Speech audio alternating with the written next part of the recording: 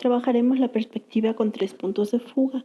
Empezamos con el trazado de nuestra línea del horizonte, ubicamos los 3 puntos de fuga.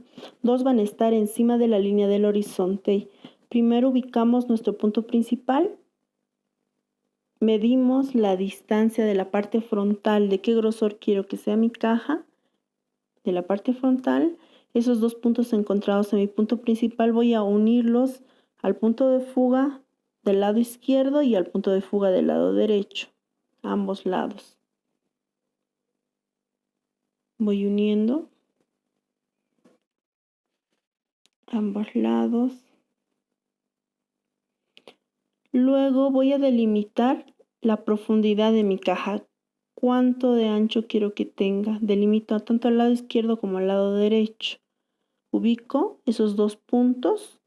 Ahora los dos voy a extender hacia mi punto de fuga de la parte inferior, el tercer punto de fuga. Al extender estos 2 puntos hacia mi punto de fuga, me va a dar la perspectiva con 3 puntos de fuga. Luego ambos puntos de manera intercalada voy a extender el que está al punto derecho al punto de fuga izquierdo y viceversa al otro lado. Ahí voy a encontrar en la parte inferior también los otros 2 puntos que voy a cruzar hacia mi punto de fuga. De ahí hacia el lado izquierdo, de ahí hacia el lado derecho. En el cruce de ambas líneas voy a encontrar un punto. Este es mi punto que voy a unir en la parte superior con el otro también, con línea segmentada, porque esta parte de la perspectiva va en la parte interna de mi caja. Una vez concluida, voy a proceder a remarcar los bordes de mi caja. Cuando se habla de perspectiva de 3 puntos de fuga, esta perspectiva se obtiene cuando ninguno de los 3 ejes principales del objeto es paralelo al plano de proyección.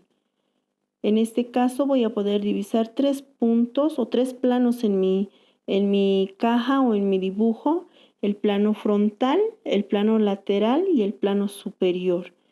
Con los 3 puntos de fuga ubico esos 3 planos. Ahora vamos al otro ejemplo. Trazamos en este ejemplo mi línea del horizonte. Sobre mi línea del horizonte ubico los 2 puntos de fuga. Mi tercer punto de fuga va a ir en la parte de abajo, en la parte inferior. Mi tercer punto de fuga. Mi objeto dibujado va a estar ubicado, esos son mis 3 puntos de fuga. Mi objeto va a ir encima de la línea del horizonte. Voy a tener una vista aérea de mi objeto. Ubico mis puntos principales o de vista.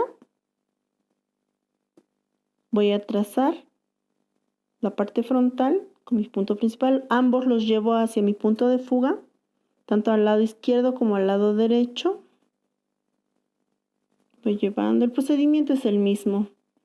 Simplemente es ubicar los puntos de fuga al lado izquierdo, derecho, inferior, superior, para poder ver al objeto en diferentes perspectivas. Luego ubico la profundidad de mi caja, tanto al lado izquierdo como derecho, de qué grosor quiero que sea. Voy ubicando hasta donde quiero que sea, hasta ahí, y el otro lado también hasta ahí. Luego ambas voy a unir hacia mi tercer punto de fuga, que está en la parte inferior. Ambos puntos uno hacia mi punto de fuga. Ahí es donde voy a encontrar la parte frontal y la parte lateral de mi objeto. Luego esos puntos encontrados voy a unirlos del lado derecho hacia mi punto de fuga izquierdo y del lado izquierdo hacia mi punto de fuga del lado derecho. Voy cruzando. En este cruce voy a encontrar 2 puntos que me da la profundidad de mi caja de la parte interna. Esos 2 puntos las voy a unir. Ya ubico los 2 puntos que me va a dar la perspectiva interna de mi caja. La voy a marcar ese punto con S con línea segmentada, porque es de la parte interna. Ahí ya queda concluida mi caja. Entonces voy a pasar a delimitar los bordes de mi caja. Al culminar ya casi mi dibujo, me voy a fijar las caras que me muestra en este sector, en la proyección de mi perspectiva, de mi caja. Voy a ver la cara frontal, la cara lateral y la cara inferior de mi caja.